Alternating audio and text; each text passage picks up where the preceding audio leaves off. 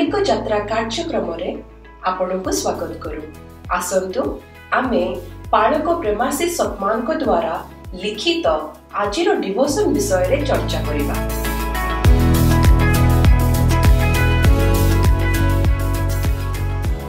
प्रभुंकर प्रशंसा हेउ। आज आमे गोटे बहुत भल विषय रे कथा हेबा। पालक प्रेमाशीष सतमनंकर गोटे रेखा लेखा अछि ईश्वरंक प्रेमर उच्छल आशीर्वाद। तो आमे आज सेटा को टिके गभीर भावे देखिबा बुझिबा को चेष्टा करिबा। हाँ निश्चय। लेखाटा मुख्यतः परमेश्वरंक प्रेम विषय रे कहूछि। केमिति तांको प्रेम गोटे प्रवाह भଳି और सेटा आम जीवन रे केमिति गोटे माने खाली आशीर्वाद नुह गोटे उच्छुळ अनुभव आणे। उच्छुळ अनुभव हाँ हाँ जेमिति गीत संगीता 23:5 रो शेष भाग रे अछि मो पानपात्र उच्छुळी पडु अछि। एई भावनाटा सेठी अछि। बहुत शक्तिशाली चित्र सेटा। अच्छा ए कथा आरंभरु मो मन रे उठे प्रश्न आसुची। लेखाटा पढिला बेले भी आसीथिला। केबे एमिति लागिची कि आमे जेमिति अच्छे ताठु बोधे आहुरी बेसी किछि पाइबा कथा माने आहुरी किछि संभावना अछि आमो पई। हाँ निश्चय लागे। आउ सेई अनुभव रु ही आमे परमेश्वरंक प्रेमर गभीरता को खोजिबा आरंभ करू। बुझिले गीत संगीता 83.7 रे जेमिति कहूची हे परमेश्वर तुंबर स्नेहपूर्ण करुणा किपरि बहुमूल्य। एटा खाली गोटे कथा नुह एहार मूल्य कल्पना बाहरे।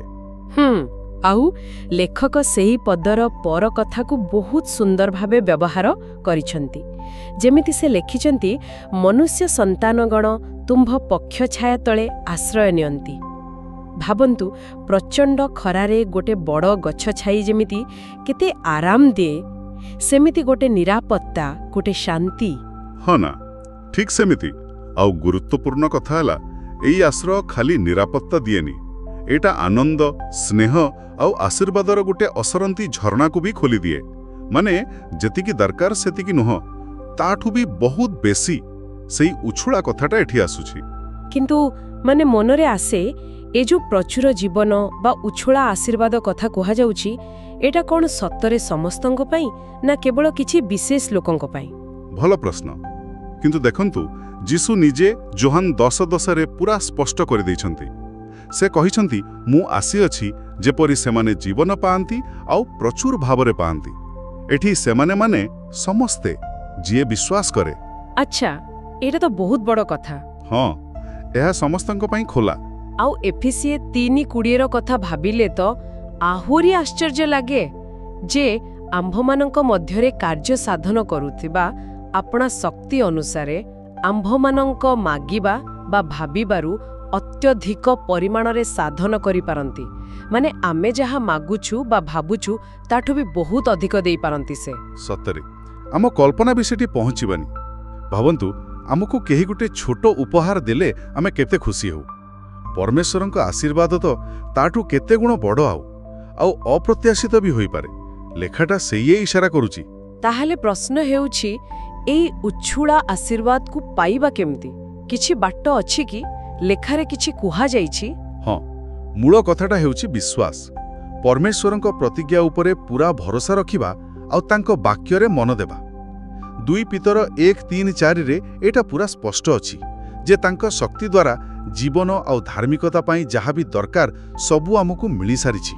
ओहो माने आमको गोटे भल अर्थपूर्ण खुशीर आशीर्वाद रे भरा जीवन पाई जहा दरकार से सबु परमेश्वरंक पाखरे अछि तांको वाक्य रे अछि। किंतु एई विश्वासटा को माने कामरे लगेबा केमिति सक्रिय करिबा ता पाई आमको सक्रिय भावे आशा करिबाकू पड़िबो मागिबाकू पड़िबो। जेमिति कि अधिक अनुग्रह पाई नुआ सुजोग पाई भल स्वास्थ्य पाई आहुरी जोगाण पाई एसबु पाई तांको प्रतिज्ञा को दाबी करिबा दरकार। लेखारे अछि पवित्र आत्मांक सहित सहयोग करिबा। तार माने हैला प्रार्थना करिबा वाक्य पढ़िबा आउ तांको इशारा को बुझी विश्वास रे पाद बढ़ाइबा। ओहो ता माने खाली बसी अपेक्षा करिबा कथा नुहे। आमको निजे परमेश्वरंक प्रतिज्ञा को जाबुड़ी धरिबा को हेबो आ पवित्र आत्मांक सांगरे मिसी आगो को बढ़िबा को पड़िबो। सेतेबेले जाई से उछुड़ा आशीर्वाद अनुभव हेबो। एकदम ठीक। जेतेबेले आमे विश्वास रे एई पादगुड़ी को नेउ ସେତେବେଳେ ହିଁ ଆମେ ନିଜ ଜୀବନରେ ସେହି ପ୍ରବାହକୁ ଅନୁଭବ କରିବା ଆରମ୍ଭ କରୁ। ତାହେଲେ ସାରାଂଶରେ କହିଲେ ପାଳକ ସତ୍ମନଙ୍କ ଲେଖା ଆମକୁ ମନେ ପକାଇ ଦେଉଛି ଯେ ପରମେଶ୍ୱରଙ୍କ କଥା ଉପରେ ଆମର ଯେଉଁ ଦୃଢ଼ ବିଶ୍ୱାସ ସେଇଟା ହିଁ ଏକ ଉଛୁଳା ଜୀବନର ଚାବିକାଠି।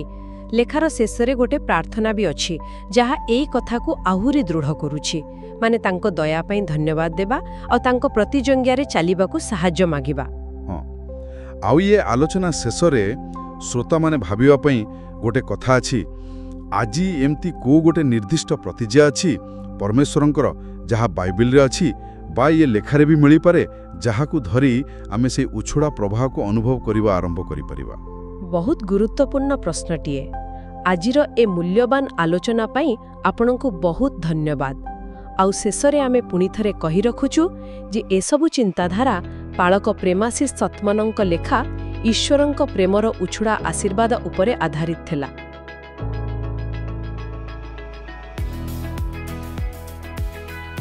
ଆଜି ଆତ୍ମିକ ଯାତ୍ରା କାର୍ଯ୍ୟକ୍ରମରେ ଯୋଗ ଦେବା ପାଇଁ ଧନ୍ୟବାଦ, ଯେଉଁଠି ଆମେ ପ୍ରତିଦିନ ପରମେଶ୍ୱରଙ୍କ ବାକ୍ୟ ଆଲୋଚନା କରୁଅଛୁ। ଯଦି ଏହି କାର୍ଯ୍ୟକ୍ରମ ଆପଣଙ୍କୁ ଆଶୀର୍ବାଦ ଦେଇଅଛି ତେବେ ଏହାକୁ ଆପଣ ଫ୍ୟାମିଲି ଆଉ ଫ୍ରେଣ୍ଡସ୍ ହ୍ୱାଟ୍ସଆପ୍ ଗ୍ରୁପରେ ସେୟାର କରନ୍ତୁ। ଆସନ୍ତାକାଲି ପୁଣି ଦେଖା ହେବା। ଧନ୍ୟବାଦ।